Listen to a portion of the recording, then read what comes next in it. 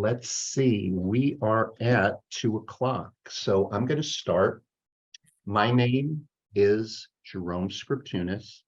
I run TechSoup Connect Time Banking Organizations chapter, and want to welcome everyone here today. If you're coming in from California, it's a late morning, so maybe we're in the way of your lunchtime, or maybe you're having an early lunch while you're joining the session.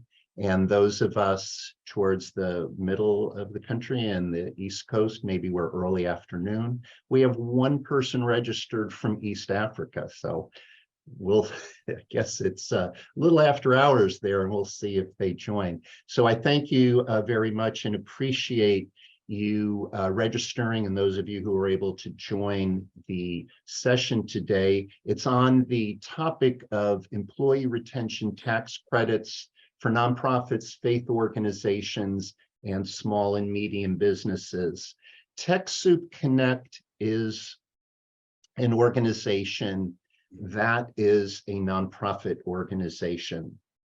And the purpose of TechSoup Connect is for people like me to engage with and connect with others working in the community and nonprofit world to share resources, techniques, tools, technology, experiences in the interests of helping each other. And the topic of the employee retention credits is, in my estimation, an unusual opportunity for nonprofits, faith organizations, small, medium businesses to take advantage of those who have experienced the impact of COVID-19.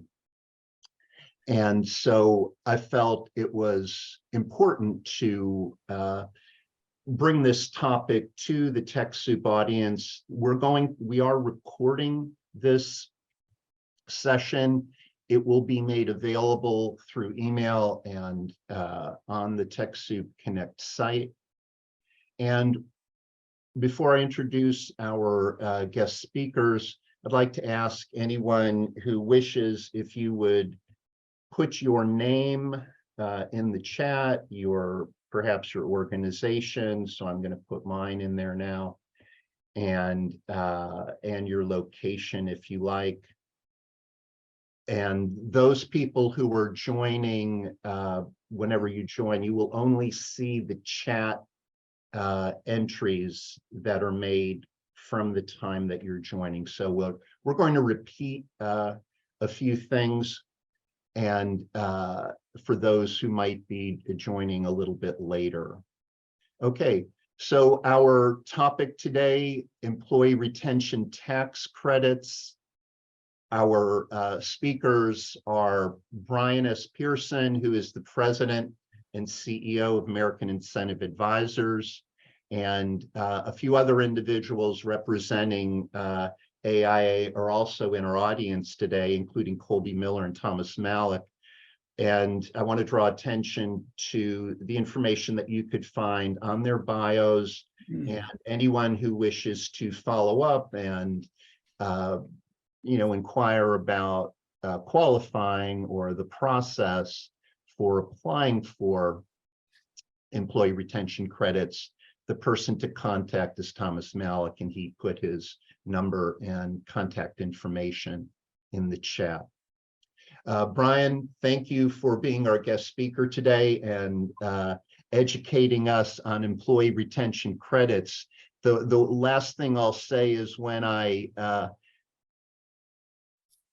broach that issue with anybody, the typical answers I get are something like this: I have no idea what you're talking about, or I don't think that applies to me, or somebody told me it's not going to work. So we're looking to you, Brian, to please dispel some myths, educate us a little bit, and invite particularly the nonprofit organizations to understand and appreciate that this is a tremendous opportunity for them. We have several nonprofits, I think some faith-based organizations. So please make it accessible to us, Brian. Thank you. Absolutely. Can everybody hear me okay? Can I get a thumbs up or something? Okay, perfect, perfect. Thanks for the thumbs.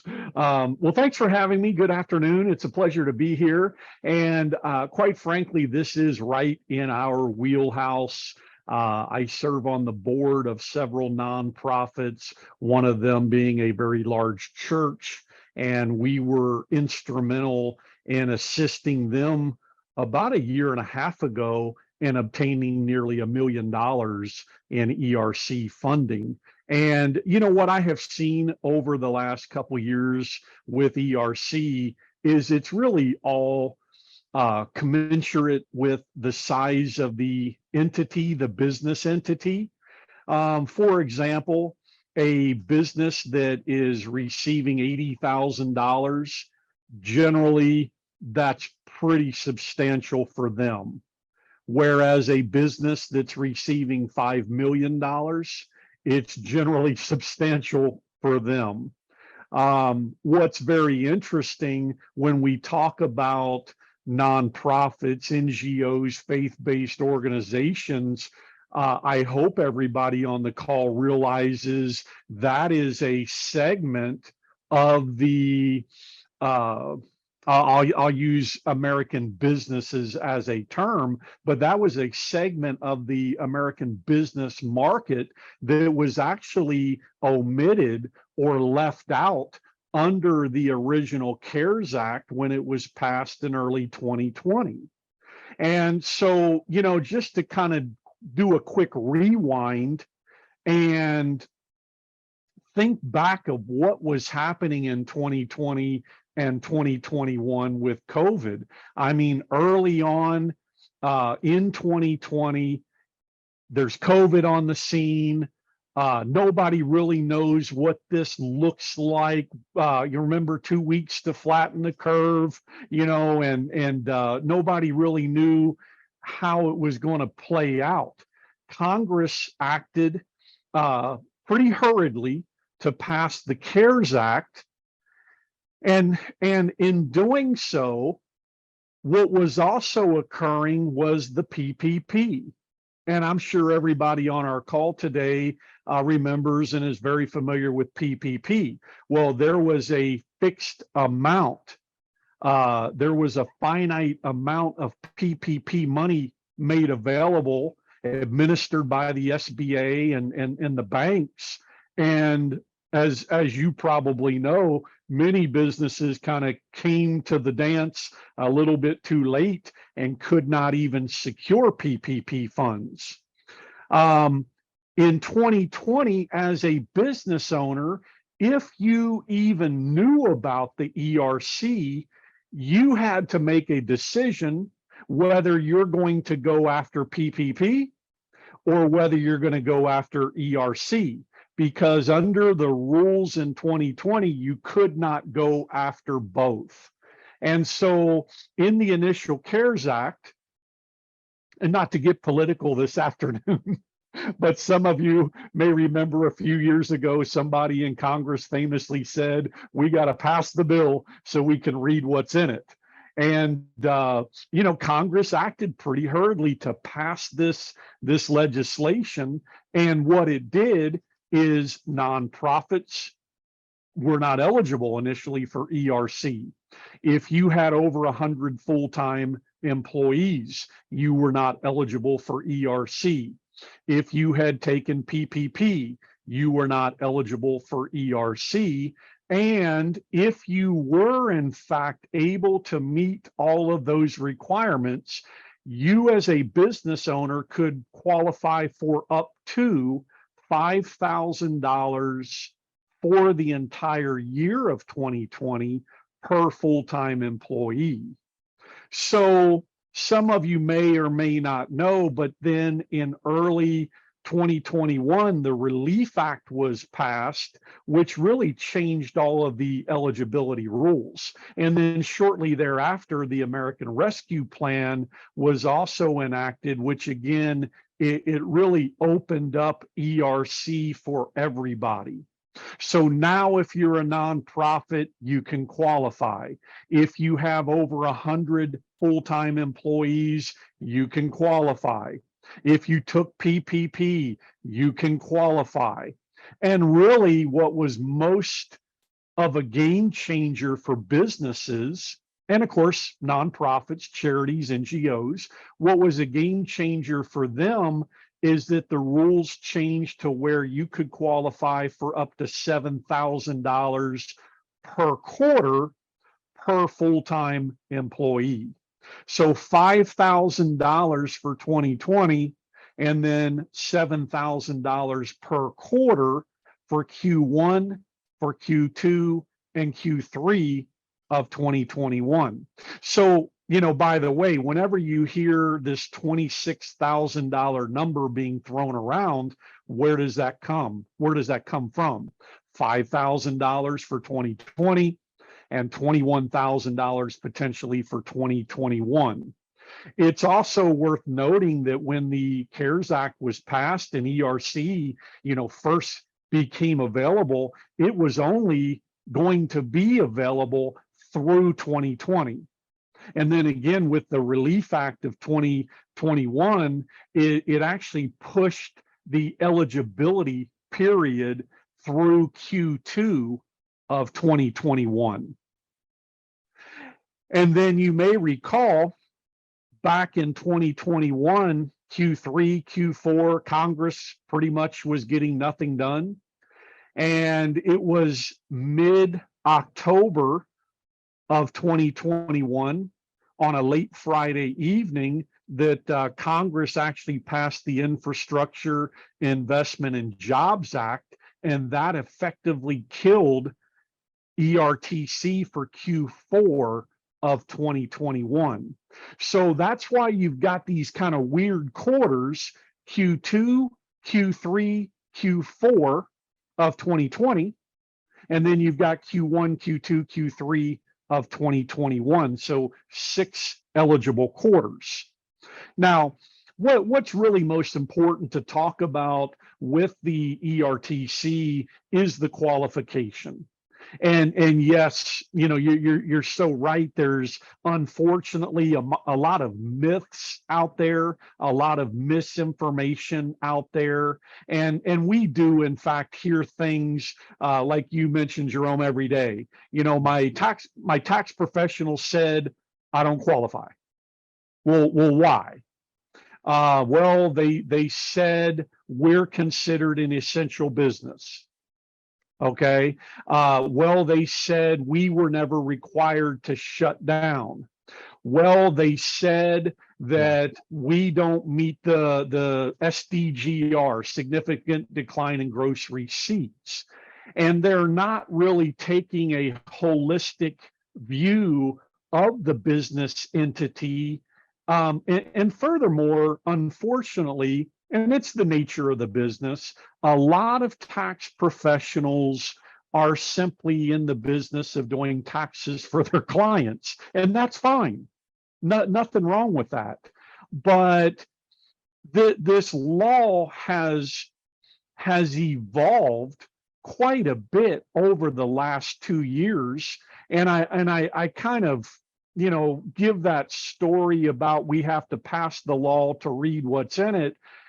I say that because that is truly what happens sometimes with the tax code. So Congress passes the CARES Act. They come back and they pass the Relief Act of 2021. They pass the American Rescue Plan, and then the Infrastructure and Jobs Act is passed, and then the IRS, who is tasked with implementing the ERC, for example, and enforcing the ERC, for example, well, then you start to get these questions. Well, what about this?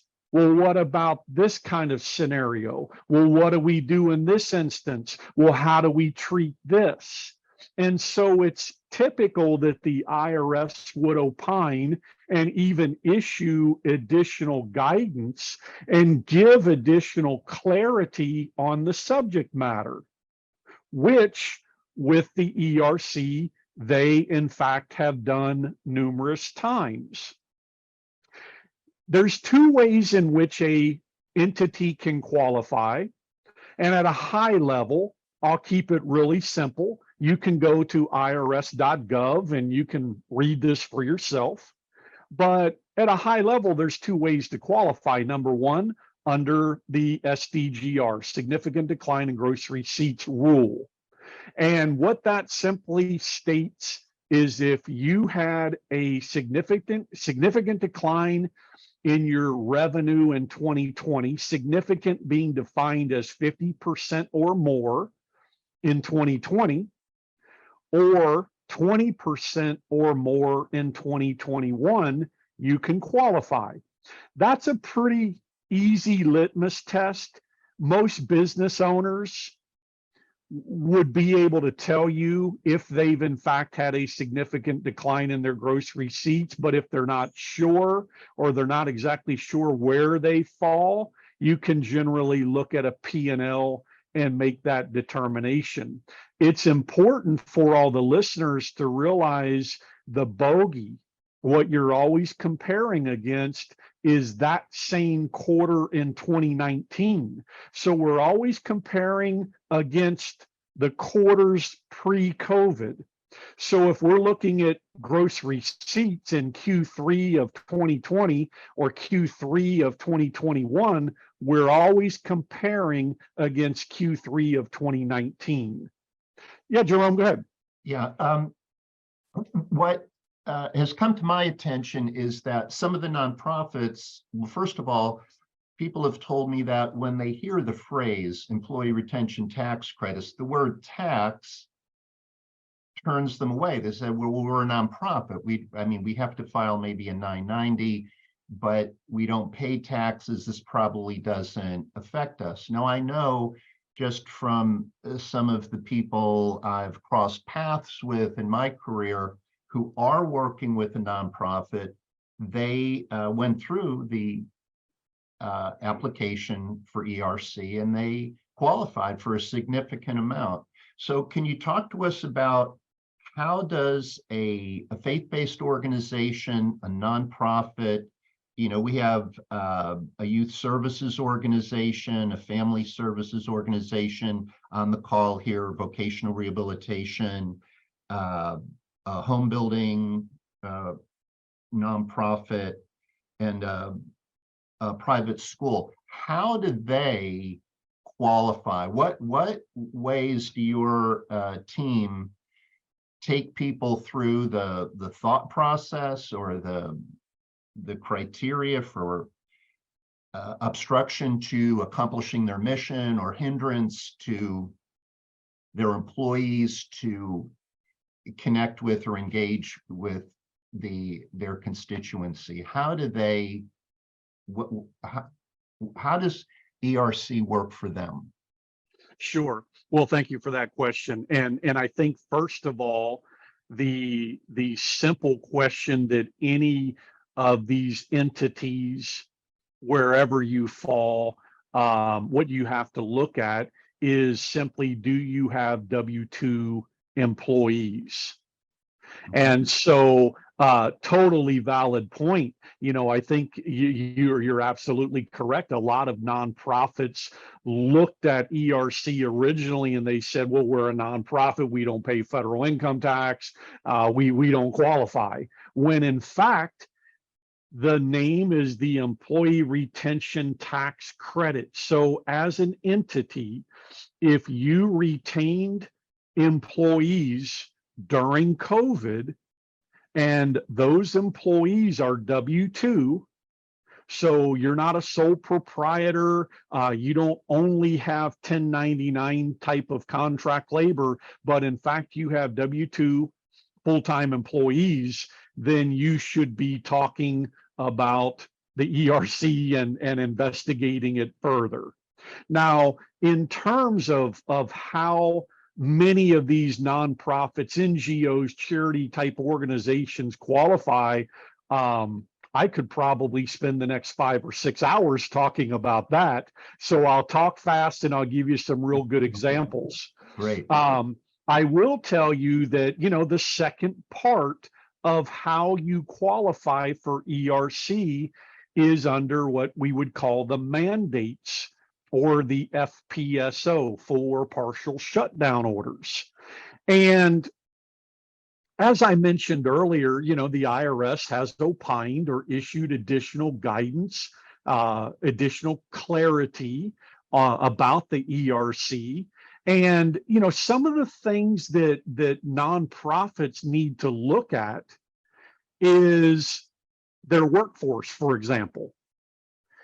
And I'll give you a couple examples here. So in 2019, you averaged 100 full-time employees. Yet in 2020 or 2021, maybe you averaged 87 employees, full-time employees.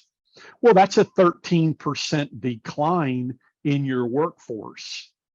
Some of the examples that the IRS gives is your inability to travel and meet with customers. Maybe as a nonprofit, your fundraising opportunities were significantly impacted. I have to be careful. I can't say a lot of specific names, but I'll give you a broad one, a couple of them: YMCAs, Catholic charities, many churches, chambers of commerce, some of the largest chambers of commerce in the US we've worked with.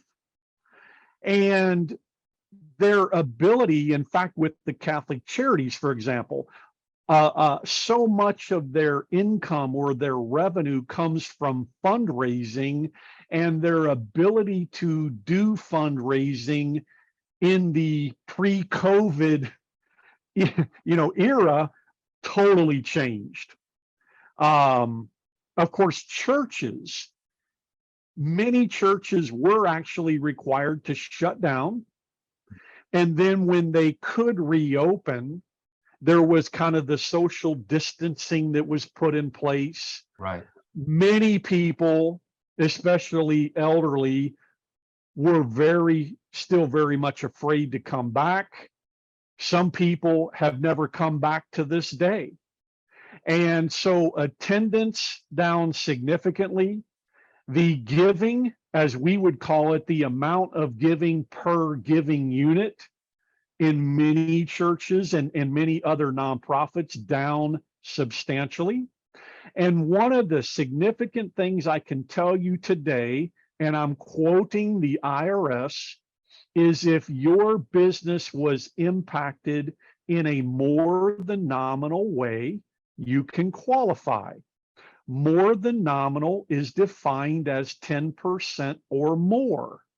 So if your giving is down 10% or more, we work with many churches, synagogues that have maybe their own daycare. Well, the daycare element of their entity was shut down. And it took nearly 2 to 3 years to bounce back. So you've got to probe and look.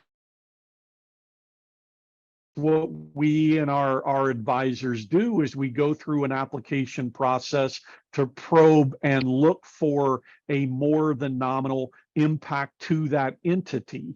And so generally, when you're looking at charitable organizations, nonprofits, NGOs, it's not very difficult to probe a little bit and find areas of that entity that have been impacted in a more than nominal way. Yeah, please.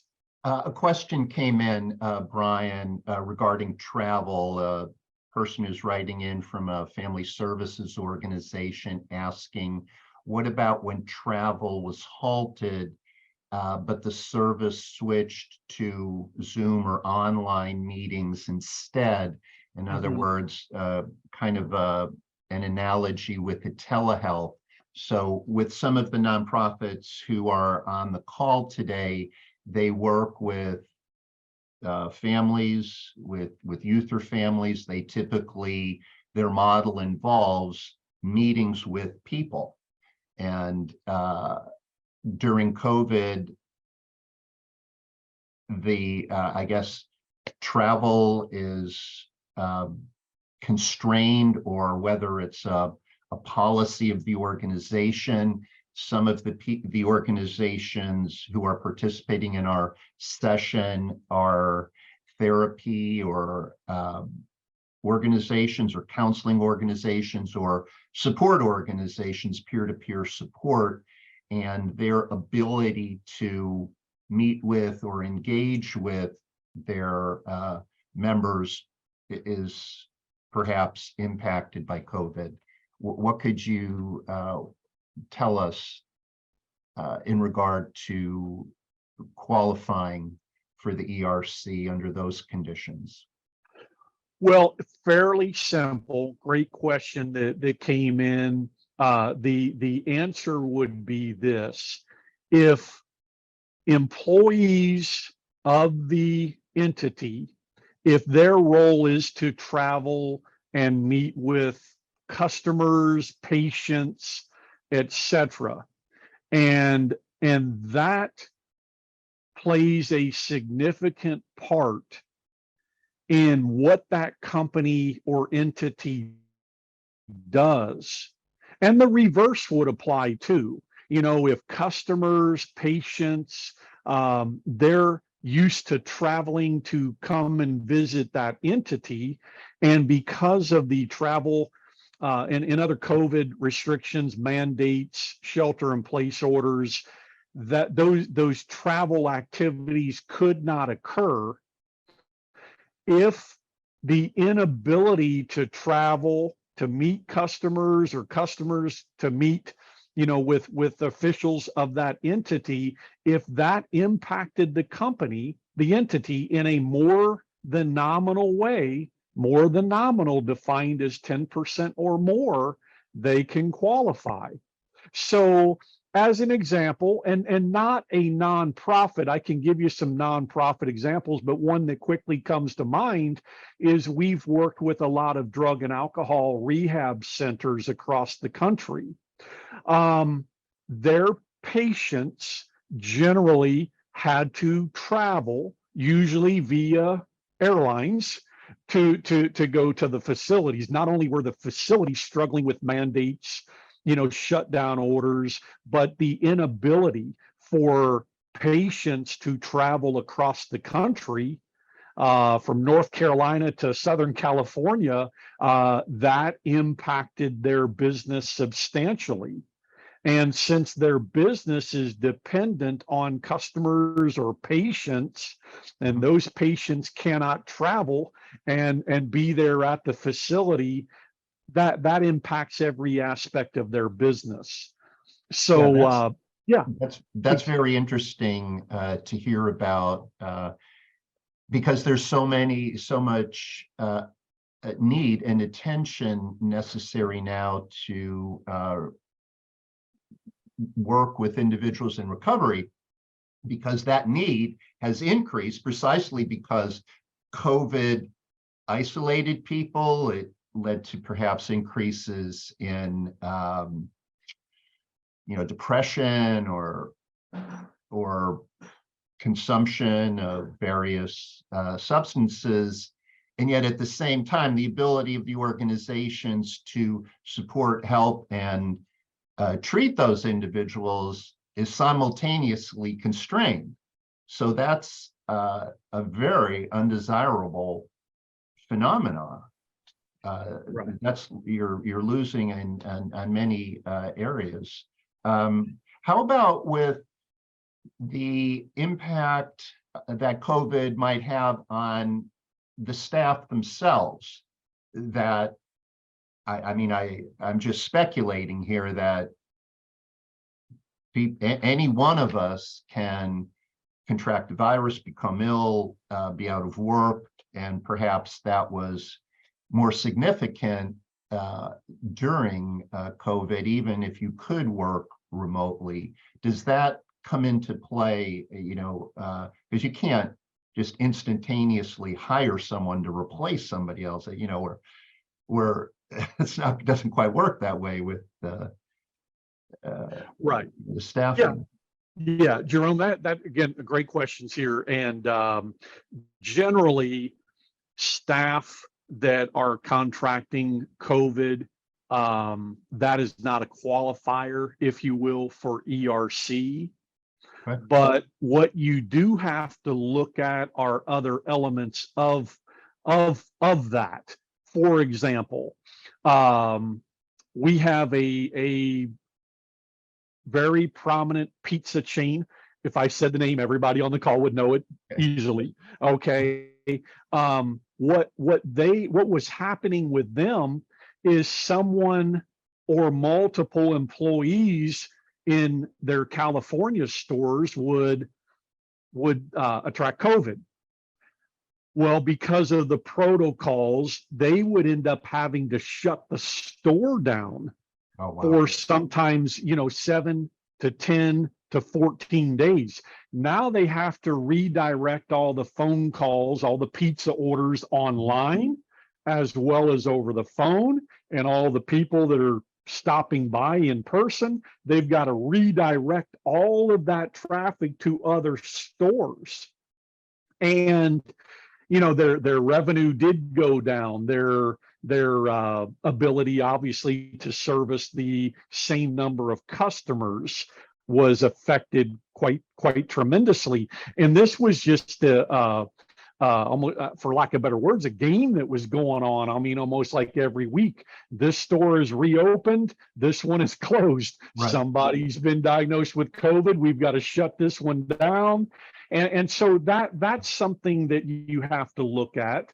Also, what businesses may have been forced to do is they would have to limit the number of employees that could work simultaneously in a certain area. Mm-hmm. And sometimes we also have to realize that like our business here, and like a lot of NGOs and nonprofits, maybe they are in fact able to send employees home and not and to perform their duties. But you realize the Internal Revenue Service themselves were practically shut down. They were impacted tremendously because from a technology standpoint, they are not set up to send employees to go and work from home just like that. Yeah. And so the nonprofits, the charities, Jerome, same thing. If they're not set up for employees to work remotely, then that would certainly be a qualifying factor. If they were prohibited because of their workspace or because of local mandates where only a certain number of employees could be at work or in a particular area at a given time, that would be a qualifying factor. So we just have to kind of differentiate between, well, employees getting COVID, not a qualifying factor, but are there other challenges, impacts, restrictions that did in fact change how that business dealt with COVID, and what kind of steps they took into play to protect the safety and health of their employees and their customers? Yeah, let me kind of use that to ask you two other questions. So I'll ask the two questions and then you take them on as you like.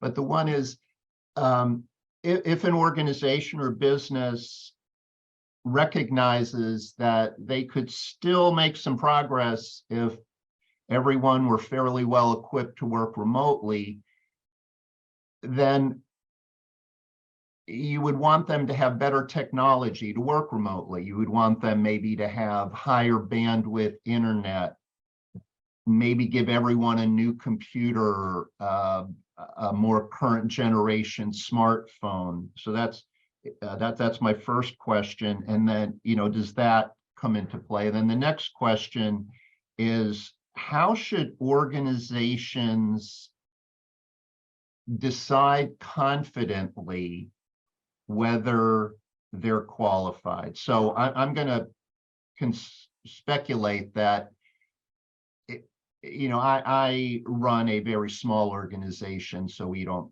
have W-2 employees. But I would, now that I've been reading a little bit about ERC, I would acknowledge to myself, I don't know enough to make, I don't know what I don't know. So I would want to talk with someone who knows more than I do about this, or who has successfully qualified for ERC. Yeah, so if you would speak to that, if an organization had to invest in technology to equip their staff to more capably work remotely, that's one question. Then the next question, completely different, is what's your advice on how to confidently determine whether you should go through the effort of applying for the ERC? Sure, sure. Well, let me try to address the first question, which is in terms of potentially having to buy new computers, increase the internet capabilities, Right. to transition employees to work from home. Certainly, that's a very key element that becomes very critical information that is in what we call an impact statement or a narrative. Usually that didn't happen overnight, where a business was able to determine, hey, our employees need to be able to work remotely when it comes to internet, software, computers, this and that. We can snap our fingers and within 5 days, we've made that transition. That transition, if you go back and really kind of revisit history in 2020 and 2021, so many of us business owners were operating with all these unknowns. As a business owner, I'm being told another week, 2 weeks to flatten the curve. This is going to be over, very soon. So why am I going to need to invest, or why am I going to take my precious resources to set up a staff of people to work remotely who are going to be back here in the office in 2 weeks? But, weeks turned into months and months turned into years. So I can tell you that the expense of that type of capability and equipment would not qualify an entity for the ERC. But it's more so what caused that, and what kind of impact did those steps, taking those steps or not taking those steps, what kind of impact did they have on your business? And it's really about creating a strong narrative that will support the ERC claim. And in supporting the claim, if we're going to say, well, we did not have a significant decline in gross receipts, then we should have a strong impact statement that at least highlights, the various challenges and restrictions and disruptions that our business had to deal with. And obviously one of those, which we're talking about, is being able to transition employees to work remotely in an environment that we were never originally set up to have to be able to address. So in terms of what you know or what you don't know and need to know about ERC, my advice is simply this: you want to work with a reputable organization, and there are things to be aware of. There is a term that you may have heard of or being floated around called pop-ups. And it's these firms that were never in the tax credit space. Maybe they have very little to few tax professionals on staff. Maybe they prior to the CARES Act and ERC, they weren't even a business. So the questions come up, well, what's the story with these pop-ups? And where are they going to be when ERC winds down? Because there is a excuse me for interrupting, there but is, what is the time period of eligibility to qualify? What's the window of opportunity here? Well, two answers to that. Number one, I always tell folks, Jerome, that the qualification period is already over. Okay. The qualification period ended September 30th of 2021. But, by law, per statute, you have up to 3 years to go back and claim the credit by amending your returns. And so with the 941s, that's your quarterly payroll returns that need to be amended, 2020. So that $5,000 per full-time employee that you can qualify for in 2020, that will expire. That is DOA on April 15th of 2024. Okay. Now, the bigger money, as we discussed, the $7,000 per quarter per full-time employee in 2021, that will be out of statute, and you as a business owner cannot go back and claim ERC after April 15th of 2025. So the qualification period is over. Now we're within that statute of time that you can go back and claim the credit. But after April 15th of 2024 and April 15th of 2025, it is over. And by the way, if I may say this, sorry to interrupt, Jerome, but I think it's worth mentioning, the statistically, about 10% of businesses or entities that qualify for the ERC have claimed their funding. So $381 billion was made available, and roughly 90% of businesses that can qualify have yet to claim the credit. So there's a lot on the table, and time is winding down. I think you anticipated my question, so let me repeat what I think I'm going to ask and answer my own question. You tell me if I got it right. That what I believe I heard you say is that maybe only about 10% of the eligible organizations, nonprofits, churches, faith-based, small, medium businesses have taken advantage of the employee retention credits. Again, we're not talking, okay. So a tremendously high percentage, a significant majority of organizations are either unaware, intimidated, got bad information.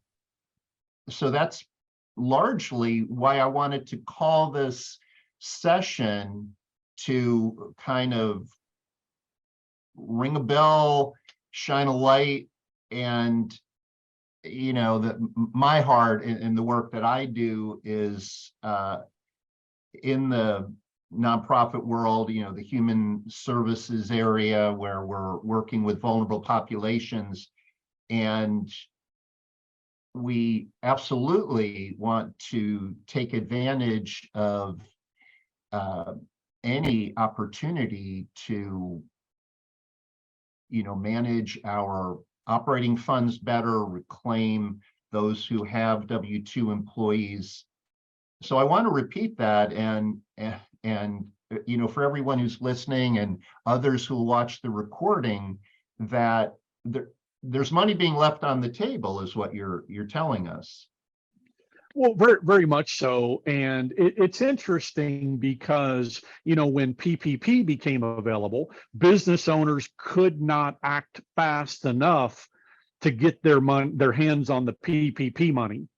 And yet ERC has really kind of, for the most part, been under the radar, where, keep this in mind, the IRS is not a marketing organization. They're not an advertising agency.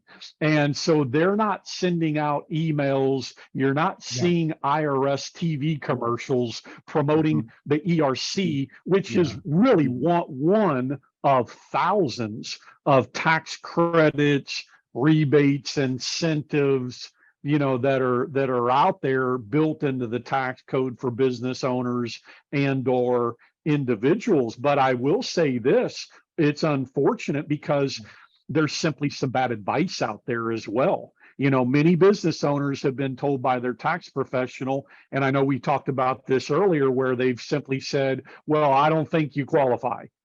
And the business owner, says, well, at least I asked, at least I inquired, and now I know. And they just walked away from potentially claiming, hundreds of thousands of dollars. So let me use that for my next question. Someone once told me, kind of stopped me in my tracks with this statement: you can't pass a test unless you take a test. Okay, so I want to kind of apply that here. How is it difficult to apply? Like if someone said, we're going back and forth, we're talking, we're hemming and hawing, we're on the fence. From what Colby told me, from what Thomas explains to me, the IRS makes the decision. And is it a burden to apply, or is there a screening method to say, you're a pretty good candidate, we should work together, or you should pursue applying for this? So to get people out of the gray area, what would you recommend? Is there a risk? Like, is someone going to be embarrassed or something? Or if they apply, or what, why not just find out? Well, the application process is very, very limiting in terms of requirements of time, digging up resources, tax documents, etc. And I compare it to the PPP. Most business owners were jumping through hoops to file for PPP. The information that's actually needed for an ERC claim is significantly less information than what was required to apply for PPP.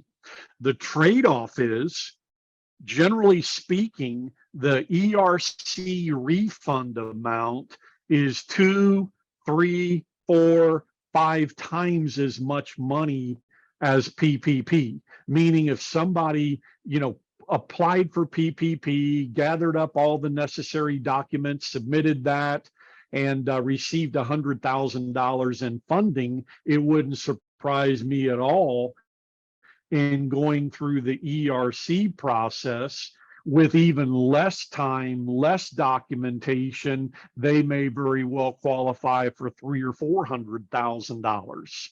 So it really, Jerome, takes us back to one of the questions you asked earlier. What should you be on the lookout for? Well, in our case, and I can speak for Thomas and Colby and others that work with us, we have 24 CPAs.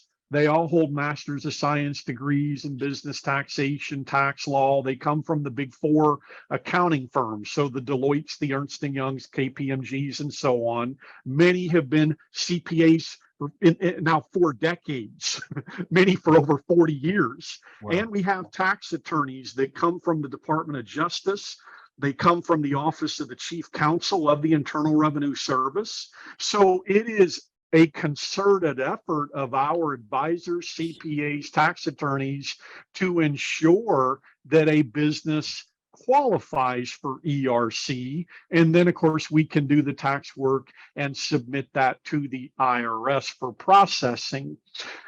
Ultimately, I guess you're only going to, you're going to receive the funding. If the IRS were to conduct an exam or audit at some point in the future, in our case, which is very different from most firms, especially these pop-up firms, we provide audit defense and we will defend our work. And I don't know many people that can say this, we have already successfully defended ERC IRS audits. So all that does is just further our knowledge and understanding of ERC and what it takes for a business owner to qualify for ERC, because at the end of the day, we don't want to defend an ERC audit for someone that doesn't qualify. So we're qualifying on the front end so as not to waste anyone's time, initially going through the process. And Brian, Jerome, if I may, this is Colby Miller. Yes. I can give you a firsthand knowledge of how long this takes. I have a 76-year-old mother who owns a company down in Corpus Christi, Texas, with 8 employees. The amount of time that she invested in putting together her information off of QuickBooks, by the way, was about 45 minutes. 45 minutes was all it took. And I think she's going to be awarded somewhere in the neighborhood of $160,000. Wow. So 45 minutes. And Yeah, thanks for sharing that, Colby. And that's very true. I mean, I know I've personally spoken with business owners in the morning, and by late morning, early afternoon, all of their documentation has already been uploaded. So it's not an arduous task by any means. And one thing I simply look at, Jerome, is, like in Colby's story, $180,000. How much time would it take that business owner to make $180,000?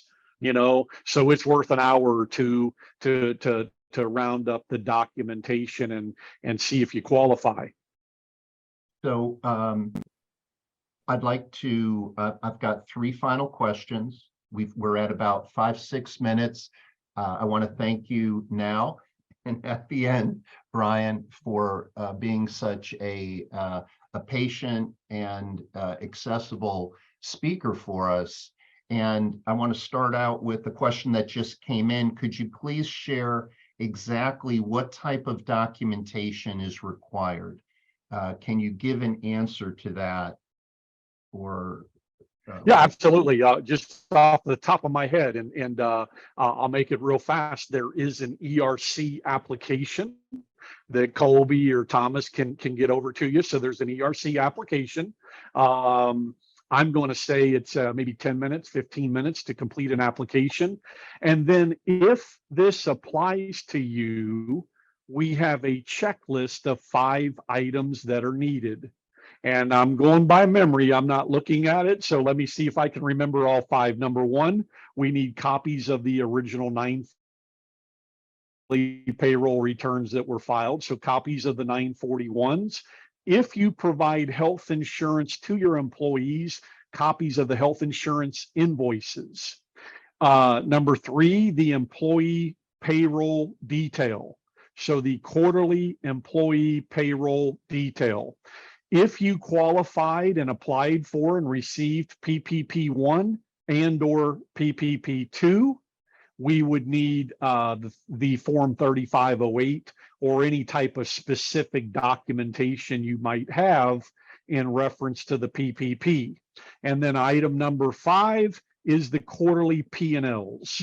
And, I think Colby mentioned you can pull most all of this right off of QuickBooks, or if you use a payroll provider such as ADP, Gusto, Paychex, you can get that, right off the portal. So those 5 items we need, you can securely upload those to us, and we generally can get you an estimate of whether or not you qualify and what you qualify for within about 3 business days. Okay, thank you. I'm just putting a note in about that secure upload method. And that can be set up by contacting Thomas Malik, the ERTC coordinator. And I'm checking if any other questions came in. The 2 remaining areas that I'd like you to give your remarks, Brian, are one that, you know, a kind of a quandary to me. So you've already helped churches qualify and faith-based organizations, maybe some private schools and whatnot. I would think that they all know other similar organizations.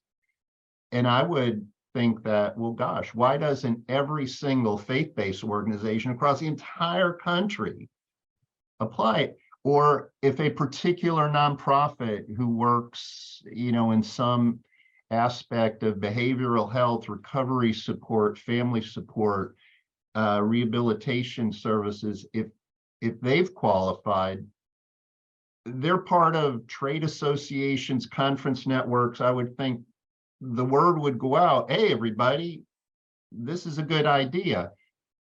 Is that taking place? I'm not feeling like that's taking place. I would say that it is taking place, you know, in smaller pockets.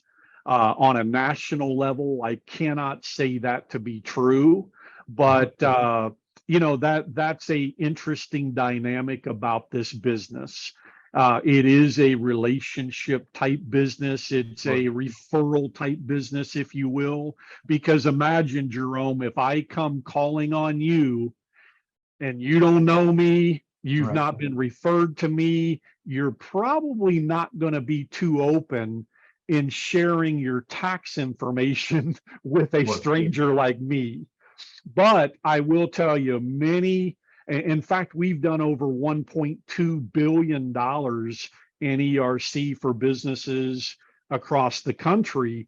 And many of those businesses, and even to this day, many of our newest clients are churches telling other churches about the ERC. The schools you mentioned, which I really had not spoken much about, but we have a huge footprint, if you will, with a lot of the private type of schools and Christian schools for autism. And when we've taken good care of one of them, they do in fact run in circles, and they've got their counterparts, their peers at other similar schools. You know, they have shared put the word out. Well, that's good to know. Many of the people who are participating in our event today work in some degree in behavioral health, healthcare, private confidential information. They're familiar with HIPAA and secure, you know, particularly with work with individuals in recovery. There's even, you know, more stringent criteria for protecting the information. So does your work have, like you said, there's some secure method of ensuring an encrypted exchange of electronic information?